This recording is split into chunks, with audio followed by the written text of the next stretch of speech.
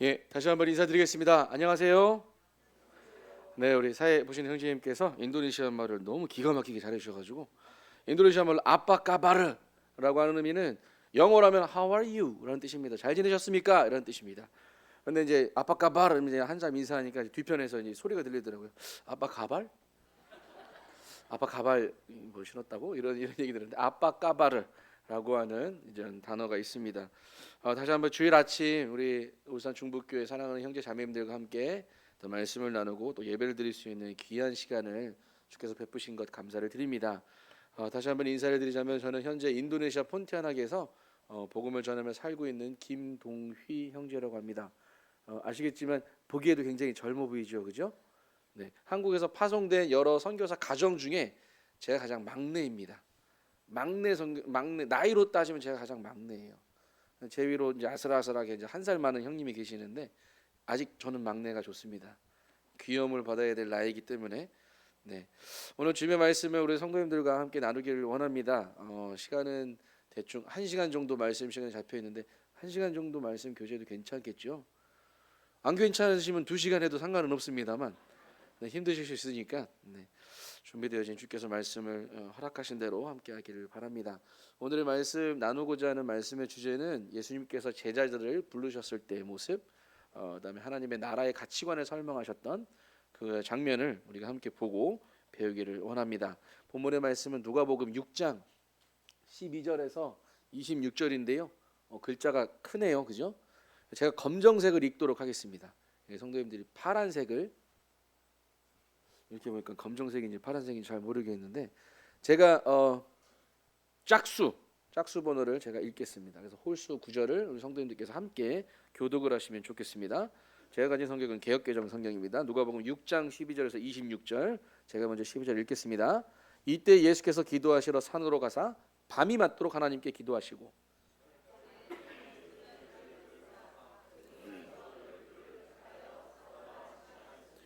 곧 베드로라고도 이름 지신 시몬과 및 그 형제 안드레와 및 야고보와 요한과 빌립과 바돌로메와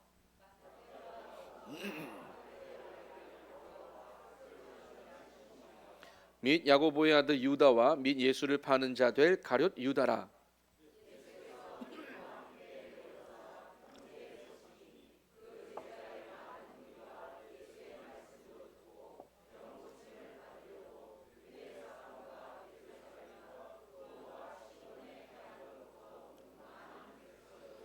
네, 18절 더러운 귀신에게 고난 받는 자들도 고침을 얻은지라.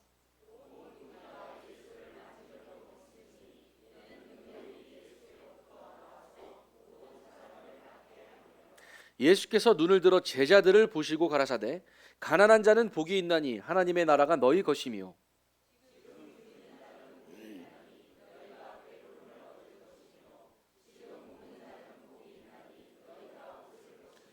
인자를 인하여 사람들이 너희를 미워하며 멀리하고 욕하고 너희 이름을 악하다 하여 버릴 때에는 너희에게 복이 있도다.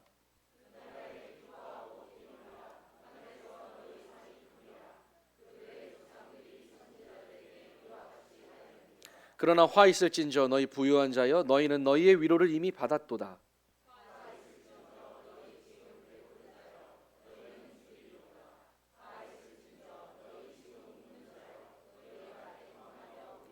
모든 사람이 너희를 칭찬하며 화가 있도다. 저희 조상들이 거짓 선지자들에게 이와 같이 하였느니라. 아멘. 오늘의 말씀의 주제는 제자들을 부르셨던 한 예수님의 부르심과 또 하나님 나라의 가치관에 대한 말씀을 나누기를 원합니다. 들어가기에 앞서서 세상에서 말하는 복된 삶이라고 하는 것, 세상에서 말하는 참된 행복의 가치라고 말하는 것은 하나님께서 말씀하신 것과 상당히 괴리감이 있고 다르다라고 하는 사실 여러분들 다 알고 계실 겁니다. 세상은 부자가 되는 것, 그것이 행복이라고 얘기하고 성공과 부, 명예, 사람들의 인정 이것들이 우리의 행복을 가름하는 기준점이라고 얘기들을 합니다. 그러나 예수님께서는 오늘 말씀을 통해서 보여주는 것처럼 세상에서 말하는 그것과는 전혀 다른 기준으로 말씀하고 계시는 것을 우리가 볼 수 있습니다. 오늘 본문을 통해서 예수님께서 제자들을 부르셨고 또 많은 사람을 고치시는 장면, 또 새로운 가치관을 선포하시는 모습을 말씀을 통해 살펴보면서 우리 그리스도인들이 하나님 안에서 성경적으로 어떻게 살아가야 될지, 우리의 믿음의 길을 어떻게 우리가 이루어 나가야 될지를 함께 고민하고 살펴보게 되시기를 바랍니다. 구절 구절을 읽어보면서 함께 나누겠습니다. 예수님께서 이제 제자들을 부르셨을 때에 참 놀라운 모습을 하나 우리가 발견해 볼 수가 있습니다. 누가복음 6장 12절 말씀에 이때 예수께서 기도하시러 산으로 가사 밤이 맞도록 하나님께 기도하시고라고 하는 구절을 볼 수가 있는데요. 우리 여러분 뭔가를 구할 때에 간절한 마음으로 구해 보신 적이 있으십니까? 저희 아이들이 가끔 그러거든요. 이거는 이제 올해의 기준은 아닙니다. 3년 전 저희 가족들하고 한국에 잠깐 나오게 됐을 때에 비행기를 타고 오기 전에 아이들이 저한테 그런 얘기를 했어요. 아빠, 저희 하나님한테 기도했어요. 그래? 뭘 기도했느냐? 그건 비밀이에요. 라고 얘기를 하더라고요. 저도 궁금했어요. 한국에 나왔는데 3년 전에 한국에 나왔을 때 눈이 엄청 내렸습니다. 저희 이제 아버지 댁이 광주에 있거든요. 광주에 눈이 엄청 내렸어요. 차가 다니는데 사고가 나고 막 난리가 났습니다. 눈은 처음에 많이 오니까 아이들이 너무 좋아했어요. 근데 하루 이틀 3일 지나고 눈이 계속 오니까 이제 차들이 밀려서 사고가 나고 막 이런 일이 벌어지는 겁니다. 그랬더니 저희 이제 큰아들하고 둘째 아들이 와가지고 아빠 이제 안 될 것 같아요 라고 얘기를 하더라고요. 뭐냐 그랬더니 사실 우리 인도네시아에 가기 전에 우리 세 아이 모두 저희 자녀들 세 아이 모두 하나님한테 기도했어요. 뭘? 하나님 저 이번에 가면 눈이 너무 보고 싶어요. 눈 좀 보여주세요. 간절히 기도했대요. 한국에 공항에 딱 도착하자마자 눈이 내리는 걸 보고 아이들이 우와 하나님 저희 기도 들어주셔서 너무 감사해요 라고 얘기를 했다는 겁니다. 근데 눈이 너무 많이 오니까 이제 3일 만에 하나님 이제 그만요. 눈 너무 많이 오니까 이제 그만요. 이런 기도를 했다라는 거예요. 그만큼의 아이들에게 있어서는 눈을 본다라고 하니 간절함이 이제 기도로 하나님께 들어지게 되는 것이죠. 근데 이 장면에서 우리가 보게 되면 예수님께서는 제자들을 부르시기 이전에 하셨던 행동이 그냥 우리 일반적으로 너 좀 똑똑해 보여. 오케이. 너 내 제자들아. 너 좀 사람들한테 많이 인정받는 사람이구나. 좋아. 너도 내 제자가 되라. 우리가 이성적으로 생각해 보면 하나님의 나라의 확장을 위해서 필요한 인재들을 갖는 게 예수님 입장에서도 굉장히 유익한 일이었을 겁니다. 유명한 자, 뭔가 많이 소유한 자, 뭔가 많이 아는 자, 이런 자들을 제자들로 삼으셨으면 오히려 더 예수님의 사역이 더 낫지 않았을까라는 생각을 하게 되시는 거죠. 그런데 예수님은 제자들을 부르시기에 앞서서 하나님 앞에 가서 밤이 맞도록 하나님께 기도했대요. 이 원문을 찾아보고 한번 좀 연구를 해봤더니 이 기도하셨다라고 하는 단어는 그냥 단순히 그냥 하나님 저 이제 제자들을 부를 테니까 알아서 주님 뭐 보내주세요. 단순하게 기도한 게 아니라 지속적으로 이를 위해서 정말 간절하게 힘써서 하나님 앞에 아뢰고 기도했다라고 하는 단어를 사용했다라고 하셨던 겁니다. 그랬을 때 사도라고 하는 단어 보내어진 자 이것은 단순한 제자가 아니라 예수님의 사명을 이어서 함께 받아갈 자들을 부르셨다라고 하는 것이죠. 우리는 이 말씀을 통해서 무엇을 배워볼 수가 있을까요? 예수님께서는 제자들을 부르실 때에 아무렇게나 자기 그냥 기분 내키는 대로 선택하지 않으셨다라고 하는 거예요. 말씀에 보면 늘 기준이 나와 있습니다. 우리의 기도는 나의 생각, 나의 뜻대로 내가 원하는 대로 기도했을 때 하나님께서 내 기도 그대로 들어주실 거다라고 많이들 오해들 하시지만 사실 요한 1서의 말씀에 기록되어 것처럼 그의 뜻대로 구할 때에 기도의 순서가 있는 것이죠. 하나님 제가 이걸 갖기를 원합니다. 제가 이게 되기를 원해요. 이렇게 해주세요. 제 원대로 해주세요. 이게 아니라 예수님께서 십자가에 잡히시기 전날 기도하셨던 것처럼 주님 이제 너무 무거워요. 이게 피할 수만 있으면 피하면 좀 좋을 것 같아요. 그러나 나의 원대로 마옵시고 오직 아버지의 원대로 하옵소서. 기도의 순서가 그렇거든요. 아버지의 뜻을 구해 놓고 그다음에 아버지의 뜻이 맞다면 이제 나의 뜻이 거기에 들어갈 수 있도록 우리는 예수님의 기도의 모습을 통해서 우리의 기도의 삶에 적용을 어떻게 해야 될 것인지를 배워볼 수가 있는 것이었습니다. 하나님의 뜻을 구하며 기도하는 삶을 살아야 된다고 하는 것이죠. 그리고 또 그런 하나님은 오늘도 우리의 삶의 자리에서 우리를 부르십니다. 내가 여기 있다. 내가 여기 있다. 우리는 기도할 때 늘 벽에다 대고 기도하는 것 같은 느낌을 받으실 때도 있잖아요. 저도 그렇거든요. 주님 제 기도 들어주고 계시는가요? 주님 진짜 제 기도 들어주고 계신가요? 왜 지금 당장 필요한데 아직도 응답을 안 해주고 계신가요? 주님 저의 기도는 귀를 닫고 안 들으시는 건가요? 이럴 때가 가끔 저도 있었거든요.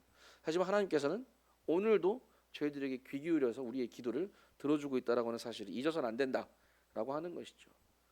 우리는 많이 주님 앞에 외치고 그분을 찾는데 주님께서 우리를 부르실 때는 우리는 너무나도 많은 다른 소리 때문에 주님의 부르시는 소리를 잘 듣지 못할 때도 있습니다. 주님의 음성이 각자에게 다 있지만 우리가 그 음성에 귀 기울이지 않는다면 하나님의 그 미세한 음성을 듣기에 쉽지 않은 상황이 올 때에 그때 주님의 음성을 놓치기 쉽다라고 하는 것이죠. 사무엘이 하나님의 부르심을 받았을 때에 그의 반응은 어땠습니까? 아주 미세한 작은 소리였잖아요. 잠자는 그 고요한 시간에 하나님께서 사무엘아 부르셨을 때에 몇 번이나 자기 주인이 부른 줄 알고 찾아가잖아요. 부르셨어요? 아니. 부르셨어요? 아니라니까. 전라도 말로 하면 왜 부르셨어요? 나 아니요. 저 또 부르셨어요? 아니란께. 세 번째 갔더니 나 부른 거 맞구만요. 왜요? 나 아니요. 야, 한 번만 더 네 이름 부르면 내 주여 나 여기 있어. 한번 해봐. 딱 사무엘이 그러잖아요. 주님 저 여기 있습니다. 하나님의 미세한 음성을 더 이어서 정확하게 듣기 시작하잖아요. 그죠? 우리는 하나님의 음성을 얼마나 듣기를 원하시는 분들인 것을 제가 알고 있습니다. 하지만 그 음성 듣기를 위해서 우리는 어떤 자세로 기도에 자세히 임하고 계신지 생각해 볼 필요가 있다고 하는 것입니다. 이어서 보시면 이제 예수님께서 제자들을 부르시기 전에 17절 말씀부터 19절 말씀에 보면 예수께서 저희와 함께 내려오시사 평지에 서시니 제자의 허다한 무리와 또 예수의 말씀 듣고 병 고침을 얻으려고 유대 사방과 예루살렘과 두로와 시돈의 해안으로부터 온 많은 백성도 있더라. 여기 보면 그 제자와 플러스 많은 지역에서 온 백성들 상상해 보세요. 예수님의 복음 전하는 사역을 위해서 12명의 제자 이 숫자가 충분했을까요? 아니면 그 뒤에 온 엄청난 인파들 이거 다 내 제자들이야 라고 선언하고 다 데리고 가면 숫자로 봤을 때 누가 더 유익하겠습니까? 예수님께서 4,000명 5,000명을 먹이셨을 때에 4,000명 5,000명 그래 너희들은 내 제자 4,000명 내 제자 5,000명 내 제자 그 중에 12명 그래 너희들은 특전사 이래가지고 4,000명 5,000명을 다 포함시켰다면 아마 예수님 입장에서도 손해보는 일은 없었을 것 같아요. 그런데 말씀을 자세히 보면 예수님은 먹이셨던 4,000명 5,000명에게 다 일일이 집중하신 게 아니라 그런 상황에서도 예수님께서 직접 부르셨던 기도 가운데 부르셨던 그 12제자에 더 집중하고 계시는 모습을 보게 됩니다. 여기 말씀에 보면 그런 말씀들이 나와요. 누가복음 6장 말씀에 뭐라고 나오냐면요. 한번 찾아보겠습니다. 누가복음 6장 19절에서 20절 사이에 이런 말씀이 있어요. 온 무리가 예수를 만지려고 힘쓰니 이는 능력이 예수께로부터 나와서 모든 사람을 낫게 함이로라. 온 무리가 나와서 예수님께 손대고 막 이런 장면이 나옵니다. 얼마나 많은 인파가. 그런데 이어서 있는 20절에 예수께서 눈을 들어 제자들을 보시고 이르시되 제자들에게 포커스를 두시는 예수님의 모습을 볼 수 있게 되는 것이죠. 자, 그때에 예수님께서는 그러면 12제자만 중요하고 나머지 사람도 중요하지 않느냐? 그 말씀을 드리는 게 아닙니다. 왜냐? 예수님께서 이 땅에 오신 목적이 분명하게 드러나게 되는 장면이 나오잖아요. 어떻게요? 예수님이 오신 목적은 복음을 전하고 상한 자를 고치고 귀신에게 눌린 자를 자유케 하는 것. 그게 주님의 이 땅에 오신 목적이 아니겠습니까? 자, 그 말은 삶의 변화를 이끌어내시는 분이 바로 주님이라고 하는 겁니다. 여러분, 우리는 주님을 만났을 때에 어떤 확신 가운데 살게 됐습니까? 주님이 내 죄값 모두 갚아주셨구나. 나 이제 죄로부터 자유함이 있구나. 이런 자유함뿐만이 아니라 나의 어려움, 힘듦, 고난과 고통 이건 모두 다 주님께서도 알고 계시는구나. 주님이 나와 함께 하신다고 말씀하시는구나. 여기에 대한 확신이 우리 가운데 있지 않습니까? 예수님을 만나는 자마다 삶이 변화되었습니다.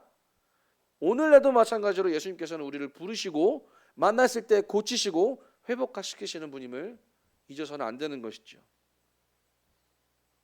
또 믿음 안에 있는 그리스도인들은 예수님을 붙잡고 앞으로 나아가는 삶을 살아야 된다라고 말씀을 통해서 배울 수가 있습니다. 계속해서 이어서 보시면 20절에서 23절 말씀인데요. 여기에 관해서는 이제 예수님께서 복에 관한 말씀과 화에 관한 말씀을 많이 하고 계십니다. 복이 있도다라고 하는 말 잘 생각해 보세요. 저도 복 받기를 많이 바랍니다. 인도네시아에 가보면 특히나 저희 폰티아낙은 중국계 인도네시아 분들이 많아요. 그러다 보니까 중국 분들은 왜 빨간색 좋아하시잖아요. 빨간색에 복자 적혀 있는 거 좋아하시잖아요, 그죠? 집마다 가보면 집 문마다 복자 한자를 그려가지고 벽에다 막 붙여놨어요. 예전에 저희 이제 할아버지 할머니 살아계실 때에도 저희 시골집에도 그런 게 있었던 것 같아요. 복자 이렇게 써가지고 장롱에도 복자가 막 붙어 있고 복자를 굉장히 좋아합니다. 모든 인간은 복 받기를 좋아하는 것 같아요. 그런데 우리가 흔히 생각하고 말하는 복은 무엇이겠습니까? 건강, 재물, 지식, 명예, 권력 이런 거를 가지고 있는 사람한테 복 받았다라고 얘기를 하잖아요. 그죠? 저는 사실은 예전에도 한번 간증드렸지만 저는 재벌 2세가 되는 게 꿈이었거든요. 근데 저희 아버지가 노력을 안 하시더라고요. 예, 저는 재벌 2세가 꿈이었는데 저희 아버지가 노력을 안 하셔서 재벌 2세는 물 건너갔습니다. 하지만 영적으로 봤을 때 저는 재벌 2세가 맞아요. 저희 아버지한테 항상 그러거든요. 아시는 분은 아시겠지만 저희 아버지가 광주 첨단교회 김공자 숫자 되시는 분이 저희 아버지십니다. 공수부대 김공성님이시거든요. 그래갖고 이제 아버지한테 한번 만나서 그 말씀 한번 그런 교제를 했어요. 아들과 아버지잖아요. 제가 그랬습니다. 아버지 감사해요. 밑도 끝도 없이 제가 감사해요. 저희 아버지가 뭐가 그러시더라고요. 아니 나는 재벌 2세가 꿈인데 아버지가 노력을 안 하셔가지고 가진 건 없지만 저는 이미 재벌 2세가 됐어요. 그게 뭔 말이냐? 아버지 믿음의 유산을 저한테 잘 물려주셔가지고 저희가 이 믿음의 유산을 그대로 갖고 또 그걸 더 확장해서 복음의 길을 가고 있어서 감사가 됩니다, 아버지. 그런 얘기를 한 적이 있거든요. 세상이 말하는 복의 가치관, 복의 기준과 우리 그리스도인들이 생각하고 따르고자 하는 복의 기준은 전혀 다른 부분인 것 같아요. 말씀 한번 보시죠. 정말 신기해요. 말씀 보면 이해 안 되는 부분이 천지거든요. 가난한 자는 복이 있대요. 여기 가난하게 원하시는 분 있으면 손을 한번 들어보세요. 난 가난하길 원합니다. 문자적으로 봤을 때 내가 뭐 돈이 없고 이래서 가난하고 이런 부분도 우리가 이해할 수는 있겠지만 영적으로 한번 들여다보자고요. 가난한 자는 복이 있대요. 하나님의 나라가 너희 것이래요. 여러분 생각해 보세요. 하나님이 모든 것들을 가지고 계시고 풍성하신 분이 나의 주 하나님이신데 그런 분을 우리가 아버지라고 부르고 있는데 내가 자식인데 아버지가 풍성하면 아버지가 재벌 1세면 우리는 뭐가 돼야 됩니까? 재벌 2세가 당연히 될 수밖에 없는 것이죠. 그죠? 아버지가 풍성하신데 우리 아버지 하나님이 풍성하신데 우리는 세상에 살 때에 난 이거 없고 저거 없어가지고 나는 재벌 2세가 안 될 것 같아. 이렇게 막 하소연하시는 분들 많은 이제 기독교인들을 보면 그렇습니다. 왜 제가 부끄러운 간증 한 번 더 하겠습니다. 선교사 가기 전에 한국에서 저희 자매하고 결혼을 하고 나서 저희의 어떤 생활이 되게 어려울 때가 있었어요. 그날 제가 버스를 타고 퇴근을 하는 길이 있는데요. 밖에 이제 그 봄이었는지 가을이었는지 비가 내리고 있었어요. 버스를 타고 가는데 제 나이 이제 막 30이 되기 이전이었습니다. 어느 이제 버스를 타고 가다 창밖 유리창을 봤네요. 저희 광주에 굉장히 좋은 아파트들이 굉장히 많습니다. 그 푸르 땡땡 뭐 이편한 땡땡 뭐 이런 것들 뭐 또 뭐 있죠? 그 여튼 좋은 아파트들. 누가 봐도 비싼 아파트들. 와, 그 아파트에 나오고 들어가는 차들이 메르세데스 벤츠, BMW, 뭐 요즘 또 비싼 차 뭐 있습니까? 뭐 그런 차들 막 다니는 거. 제가 그걸 보면서 그런 생각했어요. 주님, 너무 이거 너무하신 거 아니에요? 나 지금까지 하나님 올바르게 섬겨왔고 믿어왔다라고 저 자부하는데 저 사람들은 도대체 뭘 하길래 저렇게 잘 살고 좋은 차 좋은 집에 살고 나는 좋은 집에 살지도 못하고 나는 버스 타고 다녀야 되고 모습이 없어서 불끄러운 얘기지만 한여름에 저희 자매가 수박 먹고 싶다 그러는데 수박 살 돈이 그 당시에 갑자기 없어가지고 여보 미안해 그러면서 사갖고 간 게 이제 수박맛 아이스크림을 사갔어요. 수박맛 아이스크림 2개, 한 개 아니고 2개 샀습니다. 여보 미안해 그러면서 줬는데 그때 월급 받기 전이었거든요. 되게 주머니에 뭐가 없었어요. 그리고 저희 자매가 임신하고 있었을 때였어요. 얼마나 제가 미안했을까요 저희 자매한테. 그런 모습 보니까 한탄스러운 거예요. 아니 주님, 제가 주님을 올바르게 섬겨왔고 지금까지 섬겨왔는데 왜 저들은 하나님의 하자도 모르는 사람처럼 보이는데 맨날 술 마시고 가서 잘못만 저지르는 저 사람들은 저 좋은 집에 저 좋은 차를 타고 사는데 인생을 저렇게 즐겁게 복돼 보이게 사는데 왜 저는 그런 삶을 살지 못하게 이렇게 방치하시는 겁니까? 라고 고백을 했던 적이 제가 있었어요. 버스 타고 가면서. 그날 아마 제가 수박맛 아이스크림을 사서 갔던 날이었던 것 같아요. 되게 막 마음이 안 좋았거든요. 근데 말씀을 보면 볼수록 구약 성경과 신약 성경 말씀을 보면 볼수록 하나님께서 저한테 그런 말씀하시는 거예요. 야 동희야, 너 잘 생각해야 돼. 너 나 아버지라고 부르지? 네. 야 그럼 넌 내 아들이 아니야? 아들이죠.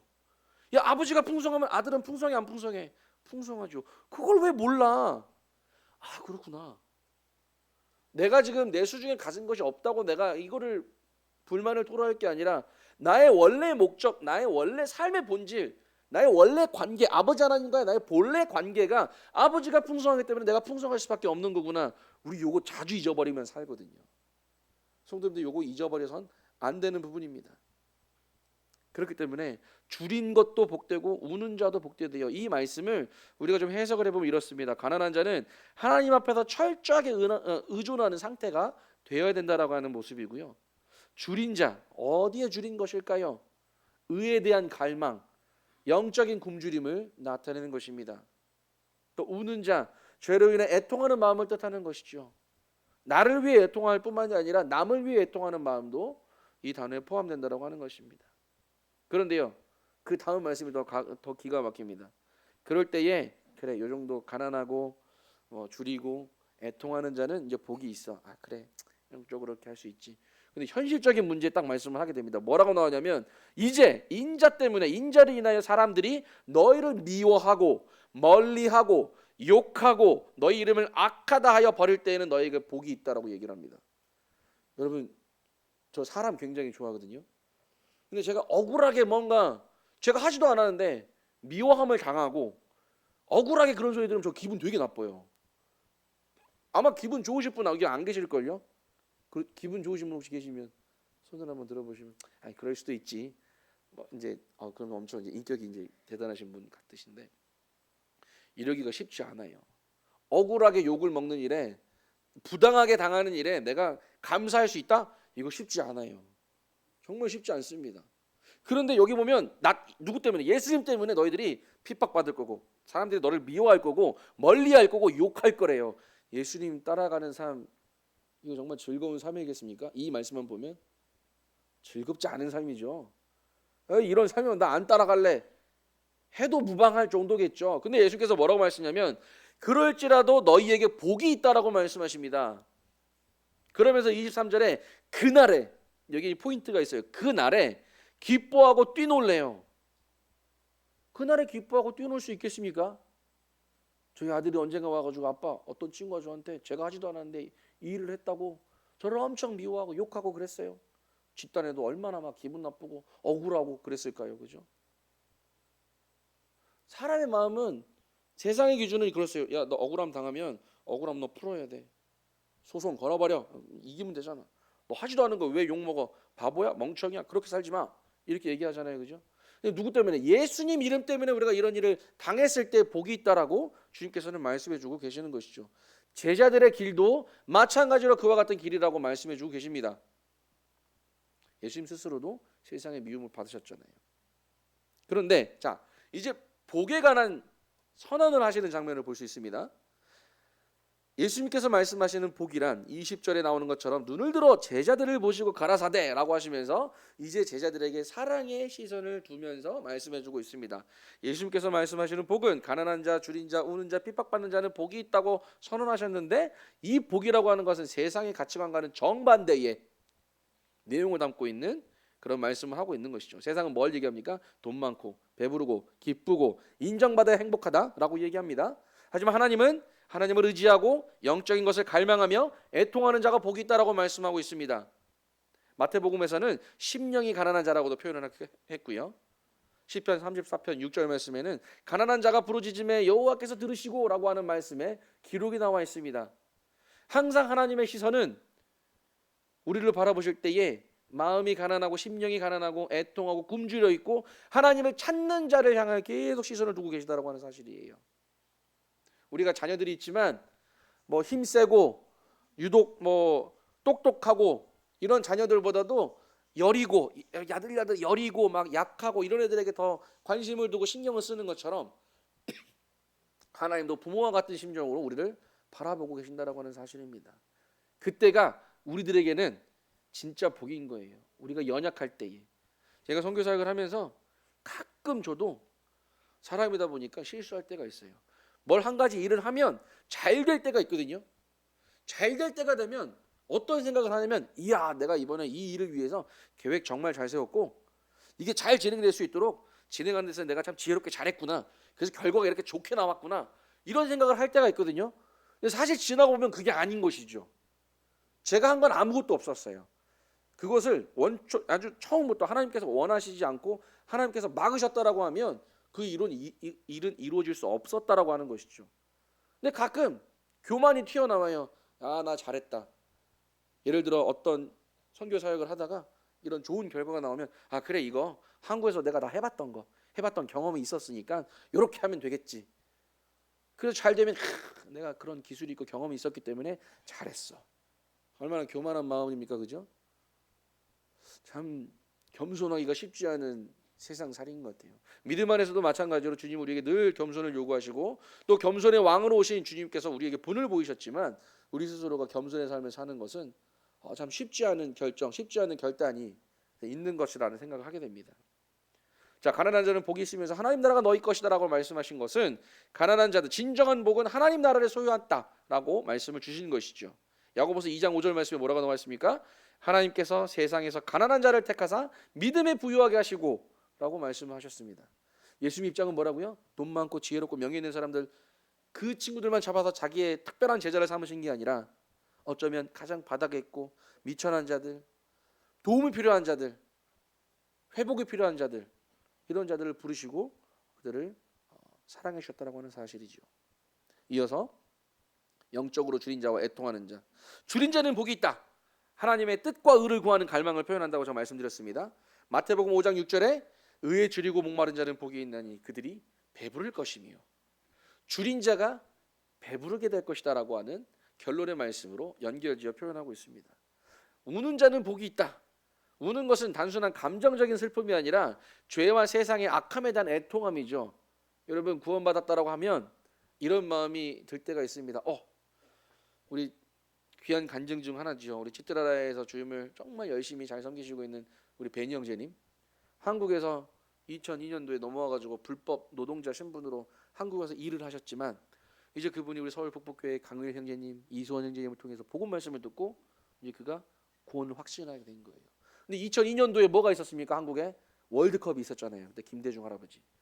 그때 불법으로 들어왔던 노동자들을 합법으로 바꿔줬대요. 그 말은 뭐냐면 이제 맘 편하게 한국에서 돈 벌 수 있는 상황이 된 거예요. 근데 변영재님 거기서 그럼 내가 이제 더 여기서 오랫동안 일해가지고 돈 많이 벌어서 가야지 이게 아니라 구원 받아놓은 거 보니까 우리 가족들 어떡하지? 나는 지금 구원 받아서 지금 죽어도 천국 가는데 내 아버지 어머니, 내 사랑하는 형 누나, 내 나머지 가족들 일가 친척들 어떻게 해야 되지? 내 친구들 어떻게 해야 되지? 싹 짐 싸들고 한국을 떠나서 돈 벌 수 있는 상황임에도 불구하고 이제 인도네시아 들어가서 복음을 전하신 거죠. 그와 같은 우리의 심령 상태가 되어야 되는 거죠. 나만 구원받고 구원의 열매 나만 똑 따먹고 나만 됐어. 나만 끝. 나만 세이프. 나만 안전해. 이게 아니라 내 옆에 있는 사람들, 내 사랑하는 가족, 친구, 친지, 동료 복음 전해야지. 이런 심령 상태가 되는 것이죠. 배부르게 되지 않겠습니까? 굶주렸지만 나중에 배부르게 된다는 것. 고린도후서 7장 10절에 하나님의 뜻대로 하는 근심은 후회할 것이 없는 구원에 이르게 하는 회개를 이루는 것이다 라고 하는 말씀의 기록이 나와 있습니다. 또 그러면서 우리를 애통하도록 가만히 내어버려 두시는 하나님이 아니라 우리를 위로하시고 우리를 눈물을 닦아주시는 하나님을 기억하시는 게 좋을 것 같습니다. 이어진 말씀 핍박받는 자가 받을 영광에 대해서 말씀해 주고 계시죠. 인자로 말미암아 사람들이 너희를 미워하며 신앙을 지키는 자는 세상에서 미움을 받습니다. 왜? 복음과 함께 고난을 받으라 라고 하는 하나님의 말씀 기억하시죠. 우리가 예수님을 믿고 그 믿은 그 즉시 우리가 하늘나라에 간다면 우리 이와 같은 사람들에게 핍박받고 어려움 당하는 일 필요 없을 거예요. 하지만 하나님께서 이 땅에 발붙게 하시며 다시금 살아가게 하시는 이유가 뭔지를 우리가 생각해 본다면 우리는 예수님 하나님의 뜻대로 살아야 될 이유가 우리는 이미 그렇게 다 잘 알고 있다는 건 사실이죠. 그날에 기뻐하고 뛰놀라. 세상의 핍박을 받을수록 하늘에서는 하늘의 큰 상이 계속 차곡차곡 마일리지 적립이 되고 있다라고 하는 사실을 잊으셔서는 안 될 것입니다. 사도행전 5장 42절에 사도들의 반응을 보세요. 사도들은 그 이름을 위하여 능욕받는 일에 합당한 자로 여기심을 기뻐하며. 와, 신기하죠. 사도들이 예수님 이름 때문에 능욕을 받는 일은 이건 당연히 내가 받아야 될 합당한 일이라고 여기고 이것을 기뻐했다라고 나와 있습니다. 우리 복음 전할 때 가끔 체면 차릴 때도 있지 않습니까? 내가 세상에서 이 정도 위치인데 저 사람한테 복음 전하는데 내가 각오도 있고 이렇게 해서 될까? 저 사람 내가 말해도 말 안 들을 것 같은데 이런 고자세의 어떤 입장에서 복음을 전한다라고 했을 때 이게 과연 주님의 마음일까라는 생각을 해보게 됩니다. 오히려 말 잘 못하는 자를 들어서시는 주님께서 우리의 입술을 통해서 복음을 듣게 하실 때 그들이 구원받는 것처럼, 구원을 확신하는 것처럼 이런 일들이 일어나는 거 아니겠습니까? 참 주님께서는 우리의 삶, 인생의 삶에 있어서 이런 일이 당연히 있을 것이라고 이미나 선언을 하셨습니다. 이상할 게 없는 일이죠. 주님을 위해서 고난을 받는 것 부끄러워야 될 일일까요? 아니다라는 생각을 하게 됩니다. 오히려 더 영광스러운 일일 것이고, 우리에게 있어서 2000년 전에 십자가는 굉장히 부끄러운 형틀이고, 그걸 졌다라고 하는 그 사실만으로도 굉장히 치욕스러운 일이지만, 예수님께서 그 부끄러움과 치욕스러운 그 십자가에 매달리심으로 말미암아 모든 인간들이 구원을 받을 수 있게 된 거 아니겠습니까? 예수님을 따라가는 삶은 그와 같은 것이라고 하는 것입니다. 자, 이제 복에 관한 선언을 하고 계십니다. 자, 그랬을 때 하나님의 나라는 세상의 가치와 다르다라는 것을 말씀을 통해서 보여주고 있는 것이죠. 우리는 세상의 가치관이 아니라 하나님의 말씀을 따라가야 한다라는 것을 생각나게 하십니다. 또 복음은 현재의 고난을 넘어선 영원한 소망을 준다라고 말씀을 하고 있습니다. 로마서 8장 18절 한번 보실까요? 로마서 8장 18절입니다. 제가 읽겠습니다. 로마서 8장 18절 16절부터 제가 읽을게요. 16절부터 18절까지입니다. 로마서 8장 16절부터 18절까지. 성령이 친히 우리의 영과 더불어 우리가 하나님의 자녀인 것을 증언하시나니, 자녀이면 또한 상속자 곧 하나님의 상속자요 그리스도와 함께한 상속자니, 우리가 그와 함께 영광을 받기 위하여 고난도 함께 받아야 할 것이니라. 18절 생각하건대 현재의 고난은 장차 우리에게 나타날 영광과 비교할 수 없도다. 아직 받지 아니한 장차 나타날 영광을 위하여 오늘날 우리가 받는 이 고난과 영광을 받기 위해 고난도 함께 받아야 된다라고 말씀하셨던 이 고난을 받을 때에 우리는 감사함으로 받을 수가 있다라고 하는 것이, 사도들이 그렇게 했던 것처럼 합당한 자로 여기고 기뻐했다라고 하는 말씀의 기록처럼요. 세 번째, 핍박을 두려워하지 말라. 저도 사실 핍박 많이 두렵습니다. 인도네시아에 가면 핍박 받을 수 있는 요인들이 너무 많아요. 위험 부담률이 굉장히 높습니다. 근데 핍박 받을 것을 두려워하지 말라라고 말씀에 나와 있잖아요. 예수님을 믿고 따를 때 세상에서 미움을 받을 수 있지만 오히려 그것은 주님의 시선으로 봤을 때 복된 일이다라고 주님께서 선언하셨기 때문에 하나님께서 우리를 기억하시고 하늘의 상급을 미리 예비하신다라는 말씀의 기록을 보게 될 때에 우리는 핍박을 두려워하지 않을 수 있다라고 하는 것입니다. 제가 참 좋아하는 말씀 중에 구약 성경에도 있지만 반드시 너와 함께 하겠다라고 하는 주의 말씀이 참 감사가 됩니다. 영화를 보면요, 라이언 일병 구하기 영화 참 좋아하거든요. 여러분 보신 적 있으시죠? 한 명의 병사를 구하기 위해서 여러 명이 희생을 합니다. 근데 희생을 하는 이유와 목적이 뭐죠? 그 병사를 어머니한테 돌려보내기 위해서 자신들의 목숨을 내놓으면서까지 그 어려운 과정을 겪으면서 그 친구한테 소식을 전하고 본국에 귀국할 수 있도록 딱 돌려보내주는 역할을 하거든요.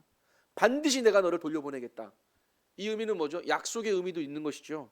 주님의 약속은 반드시의 의미가 분명히 들어가 있습니다. 분명히 이루시는 분이 주의 약속입니다. 변함이 없으셨어요. 반드시 너와 함께 하겠다라고 하는 이 말씀을 기억하게 될 때에 우리는 지금 당하는 핍박 이겨낼 수 있는 것이죠. 세 가지의 질문을 해보게 됩니다. 나는 세상의 가치가 아니라 하나님의 진정한 가치를 따르고 있는가? 두 번째, 현재의 고난보다 영원한 하나님의 나라를 바라보는 믿음의 영안을 가지고 있는가? 세 번째, 예수님을 따르며 핍박을 받을 때 나는 그것을 즐기며 기뻐할 수 있는가? 다니엘이 사자굴에 들어갈 때에, 아니면 사도들이 잡혀서 들어갈 때 그들의 마음은 어땠을까요? 가끔 생각을 해보거든요. 행복해 뭐 이러면서 들어갔을 거예요. 다니엘이 사자굴에 들어갔는데 나 오늘 사자들하고 같이 잠잘 수 있어. 기쁜 마음으로 들어갔을까요? 그러진 않았을 것 같아요. 두려운 마음이 있지 않았을까요? 왜냐면 예수님도 기도하시잖아요. 땀방울이 핏방울이 되도록 기도하시잖아요.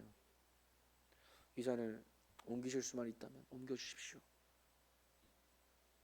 우리 인간이라고 다를 바 없을 거라는 생각을 하게 됩니다. 하지만 이런 핍박이 왔을 때 나는 그것을 즐기며 하나님 앞에 감사합니다라고 감사로 돌릴 수 있을까라는 생각을 하는 것이죠.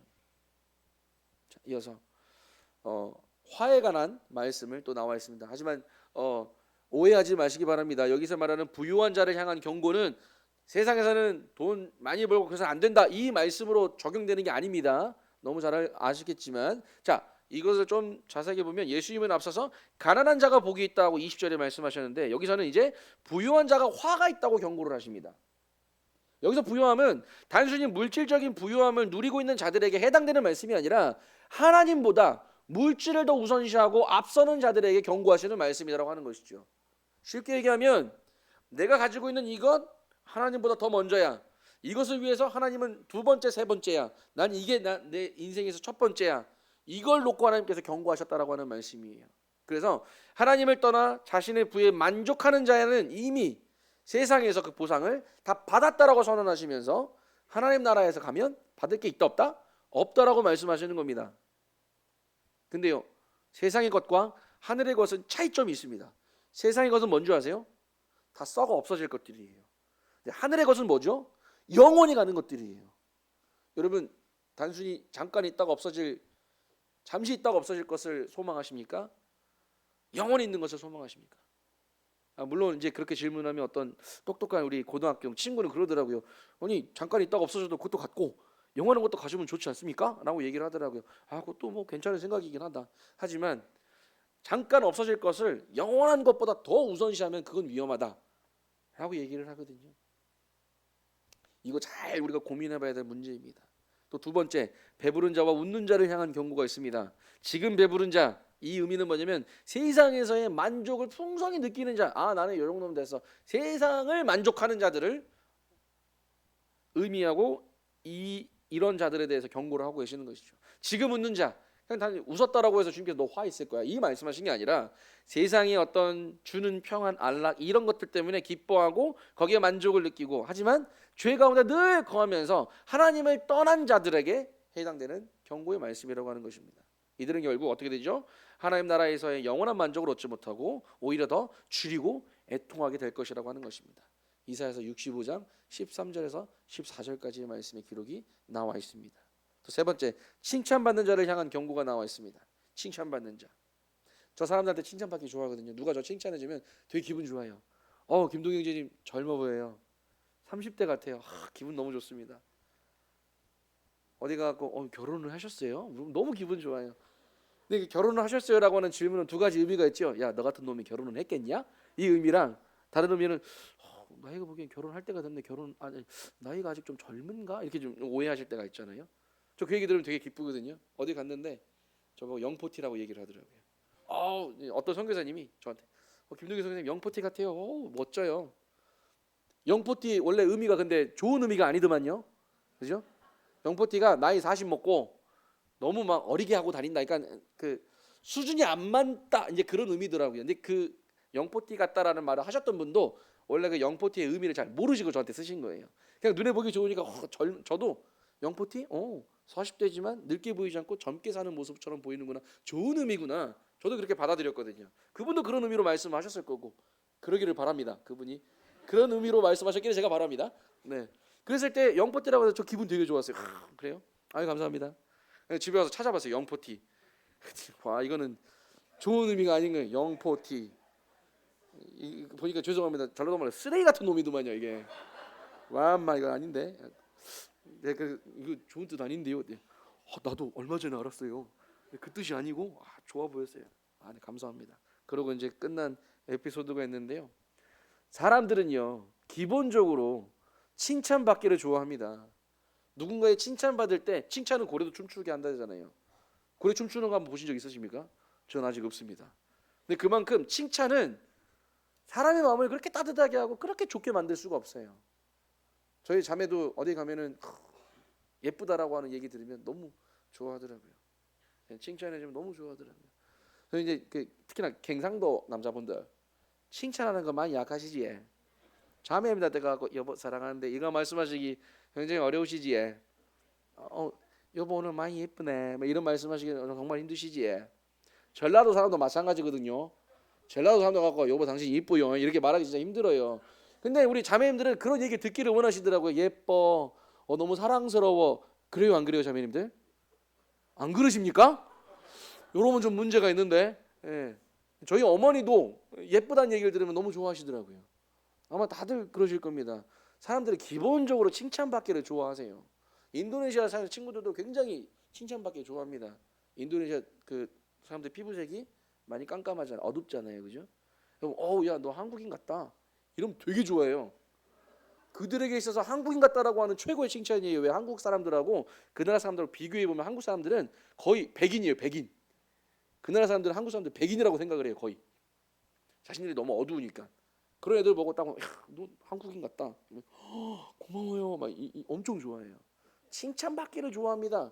그런데 그 칭찬은 우리 그리스도인들은 그 칭찬 사람에게 받기보다 물론 사람에게 인정받고 사람에게 칭찬받는 것 그것도 누구를 위해? 하나님을 위해 하는 일이라면 얼마든지 우리는 해야 됩니다. 하지만 하나님을 위해서 하는 것이 아니라 나의 만족을 위해서 나의 기쁨과 유익을 위해서 받는 칭찬 그것만 쫓아간다라고 한다면 그건 문제가 있다라고 하는 것이죠. 사람들의 비위를 맞추고 듣기 좋은 말만 하면서 칭찬을 받았지만 결국은 멸망당했습니다. 누가? 거짓 선지자들. 옛날에 이스라엘 때 사람들 그냥 좋은 말만 해주고 망했어요. 반면에 하나님의 참된 선지자들은 옳은 말만 하는 것이죠. 하나님께서 말씀하신 것 그대로를 증거하고 하나님 뜻이 이렇습니다. 여러분 잘못하고 있어요라고 얘기했을 때에 그 선지자들은 사람들한테 문매도 맞기도 했고 막 위협도 받기도 하고 이런 일을 당하는 것이죠. 이제 결론의 말씀을 드리고 줄이도록 하겠습니다. 요한복음 14장 6절 말씀에 이런 말씀이 있습니다. 예수께서 이르시되 내가 곧 길이요 진리요 생명이니 나로 말미암지 않고는 아버지께로 올 자가 없느니라. 이 말씀을 볼 때마다 저는 서울 북북교회 우리 이수원 형제님을 생각을 합니다. 이 말씀을 인도네시아 말로 이렇게 번역을 하셔가지고 외우고 다니세요. 인도네시아 가끔 오실 때마다 이 말씀을 차 타고 가면서 창문 열어가지고 주변에 인도네시아 사람들 막 돌아다니는데 예수께서 이르시되 내가 길이요 진리요 생명이니 그러면서 인도네시아 말로 하고 다니세요. 사람도 다 쳐다보죠. 저 누군데 외국인이 미국 사람이 수염 길러가지고 할아버지가 인도네시아 말로 하니까 이 말씀을 저희들이 적용해서 가만히 잘 살펴보면 너무나도 놀라운 말씀입니다. 우리는 믿음의 결단이 필요한 것이죠. 세 가지 스스로에게 질문해 볼 필요가 있습니다. 첫 번째, 나는 주님의 부르심에 응답하는 삶을 살고 있는가? 두 번째, 나는 세상의 가치가 아니라 하나님의 나라를 선택하며 살고 있는가? 세 번째, 나는 예수님을 나의 구원자로 믿고 따를 것인가? 세상에 참 많은 종류의 어떤 사람들이 어떤 한 인간, 한 단체를 좋아하고 따라가는 부류들이 있습니다. 주로 이제 한국의 K-팝, 인도네시아도 K-팝 엄청 유명하거든요. 아이돌 스타 많이 따라가요. 재밌는 얘기지만 제가 이제 한번 어떤 엄청 시골에 있는 작은 공항을 갔습니다. 그날 이제 정글 지역에 있는 엄청 그 시골 지역에 있는데 사역이 끝내놓고 그 공항 가서 이제 폰티아나로 넘어오기 위해서 갔는데 공항에 프로펠러 비행기를 타려고 제 여권이 한국 여권이잖아요. 그날 제가 이제 의상이 반바지에 반팔에 모자 하나 쓰고 선글라스 끼고 수염도 못 깎아가지고 엄청 길고 있었어요. 근데 한국 여권을 딱 보자마자 공항에 있는 직원이 다 튀어나온 거예요. 한국인이 왔어. 하고 막 와가지고 저한테 뭐 사진 드리면 셀카 좀 같이 찍어도 될까요? 물어보더라고요. 찍으시라고 해서 그래서 제가 아이돌 같은 경험을 했습니다. 모든 사람들이 저한테 BTS 아세요? 블랙핑크 여러분 BTS 누구지 아십니까? 모르시죠? 유명한 가수라고 합니다. 저는 BTS가 블루투스의 약자인 줄 알았거든요. 자꾸 저한테 BTS 아냐 그러길래 아니 왜 블루투스로 하냐고 계속 물어보지 이랬거든요. 근데 알고 봤더니 엄청 유명한 가수더만요. 그다음에 블랙핑크 아니에요. 아니 블랙이면 블랙이지 걷다가 왜 또 핑크를 섞었을까? 알고 봤더니 유명한 또 여자 가수 아이돌 그룹이에요. 걔도 저보고 아냐 모르냐 싸이 아냐 슈퍼주니어 아냐. 저한테 제 세대에 있어서 제가 아는 아이돌은 유일하게 신화, H.O.T, 잭스키스, 원더걸스까지만 제가 아는 아이돌입니다. 그 이후로는 고놈이 고놈 같고 막 그래요. 다 똑같아요. 막 물어봐요. 블루투스 아니 BTS 아냐? 하도 많이 들으니까 안다 그랬어요. 그냥 알아요. 그러니까 더 난리가 나고 우와 한국인인데 BTS를 안돼. 연락처 좀 주세요. 그 국가 기밀이라서 못 줘요. 어떻게 그걸 내가 준다요? 못 줘요. 비행기를 탔는데 와 1등석을 끊어주대요. 한국인이라고. 근데 프로펠러 비행기 1등석이래 봐야 앞에 기장 있고요. 그 뒤에 스튜어디스 앉아 있고요. 그 앞이 접니다. 비행기는 막 이렇게 떨리고 있어요. 막 그런데 한 30분 40분 비행하는데 좀 자고 가고 싶은데 앞에 스튜어디스가 쉬지 않고 물어봐요. BTS 어디서 만났냐. BTS는 진짜 뭐 B가 뭐 이름도 막 다양 이름도 이름이 B래요. B. 이상하죠? 막 물어보면 와 귀찮더라고요. 나 다 아는데 연락 좀 못 준다. 싸이 아니야. 싸이 안다. 싸이 너무 잘한다. 그런 일이 있었죠. 여러분 이런 사람들이 그들의 팬이잖아요. 팬은 뭐예요? 가끔 자기가 좋아 이 A라는 아이돌 그룹을 좋아했다가 가끔 얘네들보다 더 좋은 아이돌이 나오면 팬은 마음이 변해요. 움직입니다. 전에는 잭스키스를 좋아했지만 지금은 블루투스 BTS가 너무 좋아. 난 블루투스 팬이야라고 막 쫓아다녀. 오빠 무대 있잖아요. 걔네들 금매 정신 나가고. BTS보다 더 뛰어난, 더 잘생기고, 더 멋진 팀이 나오면 또 바뀔 수가 있는 것이죠. 그게 팬의 마음이거든요. 근데 제자의 마음은 그렇지 않아요. 우리가 주님을 따르기로 결정할 때에 우리는 팬으로서 주님을 섬기기를 원하십니까? 제자로서 주님을 섬기기를 원하십니까? 이거 굉장히 중요한 기준점이 됩니다. 주일날 예배드리러 교회 나오고 집회 생활하고 믿음 생활하고 학생부 청년회 하고 그 기준 왜 이걸 해야 되느냐? 우리의 기준이 나는 팬의 입장에서 지금 이걸 하고 있는가? 내가 좋을 때는 하고 내가 안 좋을 때는 안 하기도 하고 가끔 마음을 두기도 하고 안 두기도 하고 이런 믿음의 삶을 살고 계신지요? 아니면 나는 제자의 삶 나의 주인이 부르셨을 때 그 주인의 부르심에 응답하고 그 길을 올바르게 가기를 원하는가? 이 제자의 삶을 살고 있느냐? 여러분은 팬입니까? 제자입니까? 이 질문 굉장히 중요한 것이죠. 여호수아 24장 15절 말씀에 저희 집의 모토입니다. 군대 집안 같은 저희 집안의 모토거든요. 만일 여호와를 섬기는 것이 너희에게 좋지 않게 보이거든 너희 열조가 강 저편에 섬기던 신이든지 혹 너희가 거하는 땅 아모리 사람의 신이든지 너희 섬길 자를 오늘날 택하라. 오직 나와 내 집은 여호와를 섬기겠노라. 그 말씀의 구절이 저희 집에 딱 보면 부엌에 들어가는 입구에 딱 적혀 영어로 딱 붙여 있습니다. 매번 1층에 왔다 갔다 할 때마다 그걸 봐요. 오직 나와 내 집은 여호와만을 섬기겠다. 이 기준이 우리 성도들에게 있어서 단순하지만 굉장히 깊이 있고 굉장히 힘 있는 기준점이 됩니다. 여호와만을 섬기겠다. 그러면 여호와가 아닌 그 어떤 것도 나는 섬기지 않겠다.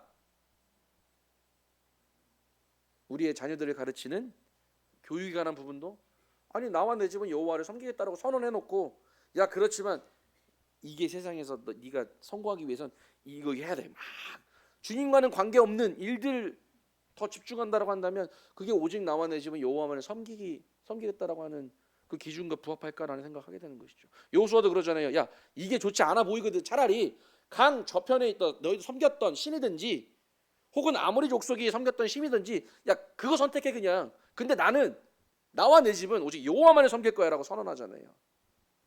이 선언의 기준 굉장히 중요합니다. 결단하고 선택했다면 이제 그 길을 굳건히 가야 되는 것이죠. 그 길을 굳건히 가야 될 때에 우리의 길은 쉽지 않을 것입니다. 그런데요, 쉽지 않은 길도 항상 주님은 말씀해 주고 계세요. 내가 너의 하나님이다. 내가 너와 함께한다. 내가 너의 주인이다. 이 말씀을 계속 하십니다. 얼마나 감사가 되는지요.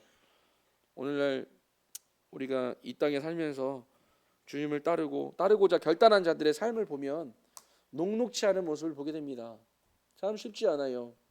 하지만 그 속에서 주님께서 미리 예비하시고 인도하시는 그 길을 가게 되는 그분들의 삶의 간증을 보게 되거나 듣게 될 때에 우리도 위로와 격려가 돼요. 저희 인도네시아에 있으면서도 참 많은 성도님들의 간증과 어떤 그런 말씀을 들으면서 위로와 격려를 많이 받습니다. 나만 홀로 떨어져 있는 것 같고 나만 혼자 좀 어려운 상황인 것 같은데 아니구나.